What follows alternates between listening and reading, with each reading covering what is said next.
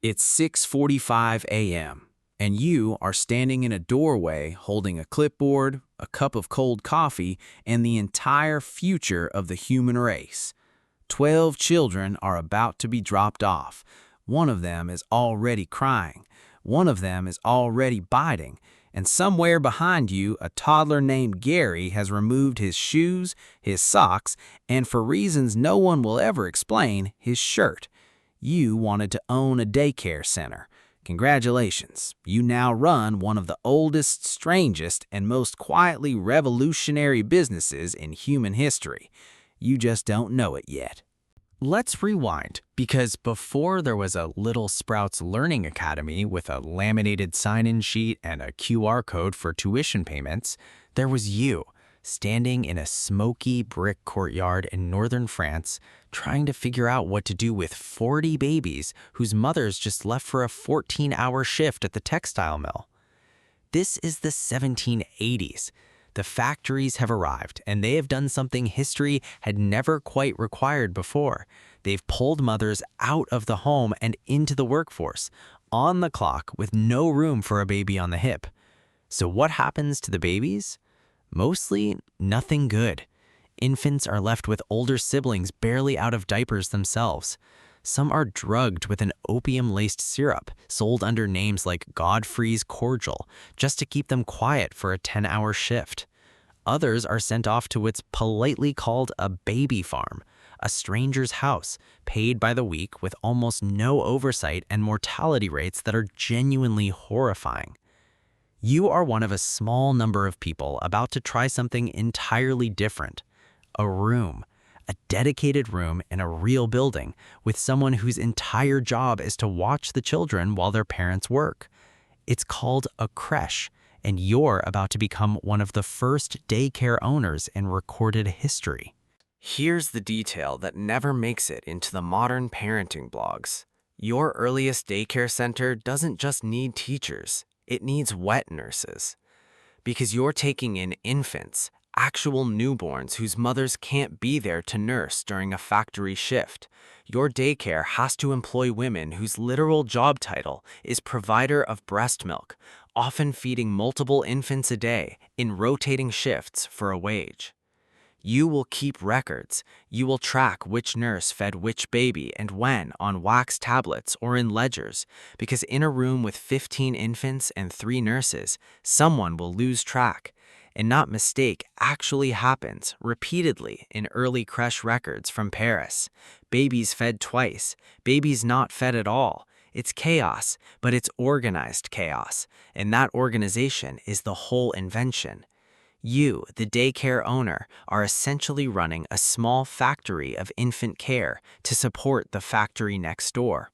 It is, quite literally, industrial age outsourcing of parenting, 150 years before anyone uses that phrase.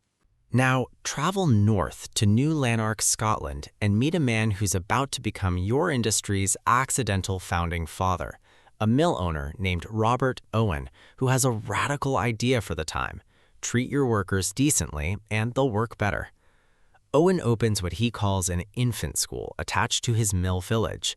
Children as young as 18 months are brought in, not to be drilled with lessons, which was the standard for older kids at the time, but to play. Owen insists on music, dancing, nature walks, and forbids corporal punishment, which in 1816 is close to sorcery. Visitors travel from across Europe just to watch toddlers dance in a circle without being beaten for it. That's the pitch. That's the whole review. Come see the children who are not being beaten. You take notes. This is the moment daycare stops being purely about containment, keeping kids alive and out of the machinery, and starts becoming about development. You are no longer just a warehouse for children. You are, whether you like it or not, an educator. Cross the Atlantic. It's the mid-1800s. American cities are swelling with immigrants, and you're now running a day nursery in a tenement basement in New York or Chicago, one of the first of its kind in the country. Your clientele? Mothers working in garment factories, laundries, canneries. Your building? Often donated by a charity, sometimes literally a converted stable. Your budget? Nothing. This era gives you one of the great weird footnotes of daycare history. Reformers of the period are deeply anxious about unsupervised immigrant children roaming the streets, and daycares get pitched in a lot of fundraising literature, less as a convenience for working mothers and more as a way to prevent the next generation of criminals. Brochures talk about saving children from becoming, in an ugly phrase actually used at the time, street Arabs, meaning homeless urban kids. You're running a daycare, but to your donors, you're also running a cheap alternative to reform school. It's an uncomfortable sales pitch. It's also the one that gets you funded. Meanwhile, in 1889, Jane Addams opens Hull House in Chicago, a settlement house that includes one of the first purpose-built childcare programs in the country, alongside job training, English classes, and a public kitchen. You are increasingly not just babysitting, you're becoming the social safety net, decades before that phrase exists. By the early 1900s, you've got a new problem. Doctors have opinions about your daycare, and they are extremely specific. A pediatrician named Luther Emmett Holt publishes a wildly popular manual advising rigid 4-hour feeding schedules, no rocking, no cuddling on demand, and minimal handling of infants, because affection, in this theory, spoils a child and spreads germs. This is the era of scientific motherhood, where love gets treated less like an instinct and more like a variable to be controlled with a stopwatch. If you're running a daycare in this period, you may be enforcing a timed feeding chart on infants who are crying to be held, because the leading medical advice of the day insists that holding a crying baby will ruin its character. It will take decades and a very different set of researchers to walk this all the way back. But for now, your daycare runs on the clock, not the child. This episode of History is brought to you by Godfrey's Cordial, a proven blend of opium, treacle, and sassafras, trusted by working mothers everywhere to keep an infant quiet for up to 9 hours. Side effects may include drowsiness, silence, and occasionally, silence that doesn't end. Godfrey's Cordial. Ask your factory foreman if a sedated infant is right for your schedule. We do not recommend this. History does not recommend this. Let's keep going. Fast forward, it's 1943. The men are gone at war, the women are in the shipyards and munitions plants welding holes and assembling bombers on 12-hour shifts. And suddenly, the United States government, which has never funded childcare before and largely won't again for decades, writes you a check. It's called the Lanham Act, and under it, the federal government funds a network of daycare centers attached directly to war industries. The most famous sit at the Kaiser shipyards in Portland and Vancouver, Washington. Enormous, purpose-built centers open 24 hours a day, 7 days a week, designed by an actual child development expert named James Himes. Here's your weird detail.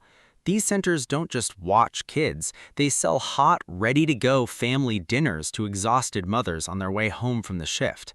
A full meal cooked in bulk, packaged to grab on the way out the door, so a woman coming off a 12-hour shift doesn't have to cook when she gets home.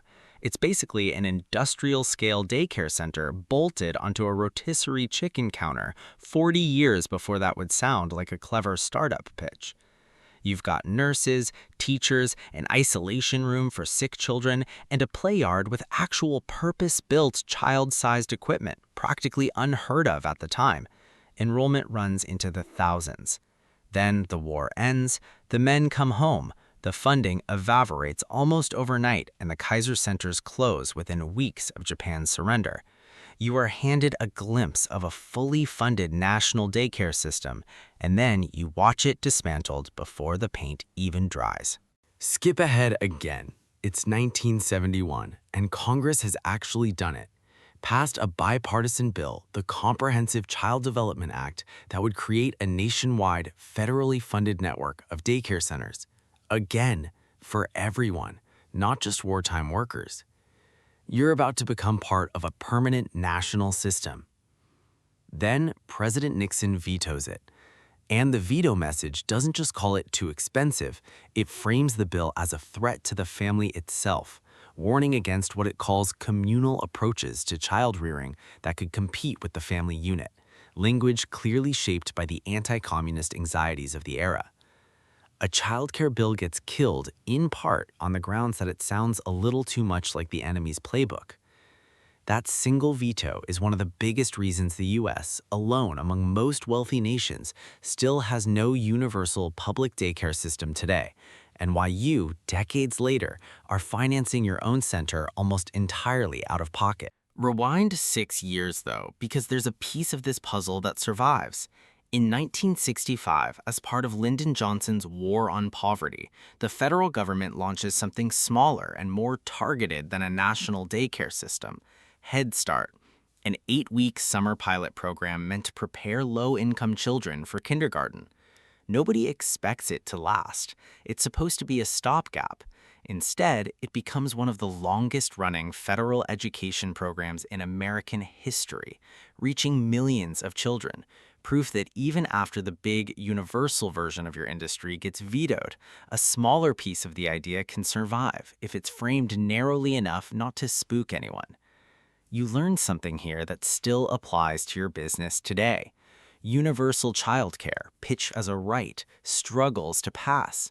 Childcare pitched as poverty prevention, narrowly targeted, quietly survives. It's the same idea wearing a more acceptable hat. So, you wanted to own a daycare center. You got wet nurses on a timesheet, a Scottish mill owner's dancing toddlers, basement nurseries funded to keep kids off the street, a stopwatch telling you not to hug a crying baby, a wartime government that built you a chicken dinner serving childcare palace, then tore it down in 6 weeks, a presidential veto that still shapes your paycheck today, and a quiet little summer pilot program that outlived all of it. Gary has found his shirt. He's put it on backwards. Somehow that feels appropriate. The doorbell rings. Another parent, another drop-off, another tiny person about to become, however briefly, your entire responsibility. You pick up your clipboard.